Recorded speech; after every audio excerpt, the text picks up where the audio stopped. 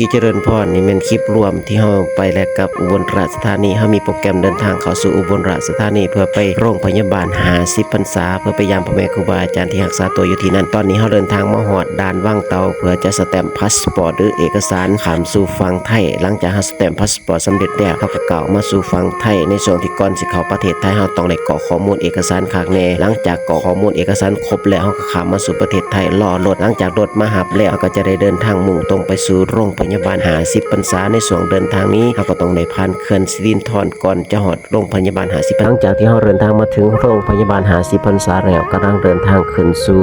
สันที่8ห้องเบอร์11เตียงเบอร์11คณะครูบาอาจารย์นำทีมโดยพระอาจารย์สมจิตพร้อมโดยคณะและก็ทีมงานออกรวมกันแล้ว11ท่านกำลังเดินทางเข้าไปสู่สันที่8นี่กำลังฮอดสันที่8หลังจากเขามาฮอดแล้วก็ถามข่าวสารทุกสุขดิบอาการเบื้องต้นเป็นจังได๋แน่เพิ่นก็บอกว่ากินได้นอนหลับอาการก็ค่อนข้างดีขึ้นแต่ว่าก็ยังเป็นห่วงอยู่ยังต้องติดตามอาการต่อไปเพราะว่าหมอเพิ่นบ่สามารถที่กำหนดได้ว่าจะกลับบ้านได้ตอนใดหลังจากนั้นแล้วก็ได้มอบปัจจัยที่ญาติโยมฝากมานำอาจารย์จิตแน่ฝากมานำอาจารย์เอ็มแน่ช่วยรักษาพยาบาลค่าหวานค่ายาเนาะมีตามกำลังศรัทธาออกต้นญาติโยมเพิ่นก็ช่วยมากหลังจากนั้นแล้วหมอเพิ่นก็ให้ออกมาพักอยู่ข้างนอกหลังจากเฮาถามข่าวแล้วหมอเพิ่นก็ให้กลับเนาะเพราะว่าเบิดเวลาเยี่ยมท่านหมอเพิ่นบอกว่าเบิดเวลาเยี่ยมแล้วขอให้ญาติทุกคนได้กลับออกไปข้างนอกเด้อเพราะว่าอยู่ในนี้เพิ่นมีกฎเกณฑ์ในเวลาเยี่ยมเฮากำลังกลับอยู่ตอนนี้หลังจากที่เฮากลับออกจากโรงพยาบาลขากลับกับพาอันเวห่างเดินเบิงสรรพสินค้าต่างๆว่ามีแนวใดเป็นตะซื้อแน่หลังจากที่เดินเบิงได้หลายอย่างหลายๆหม่องหลายๆบอนมีทั้งโซนยาสีฟันเลือกเบิงว่าสิเอายี่ห้อใดดีแต่ว่าก็เลือกเบิงบ่มีแนวไหลถึกใจ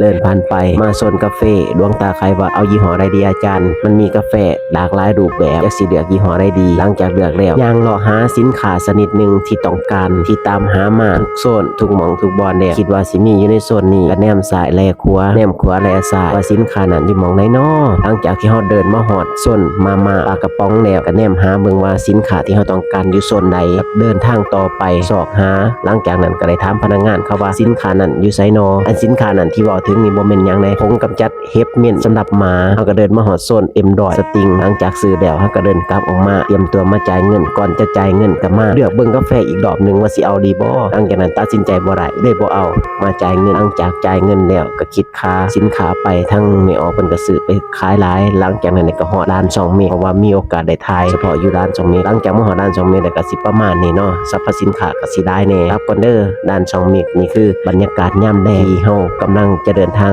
กลับจากด้าน2เมตรในมื้อนี้มีโอกาสพอกันใหม่ประเทศไทย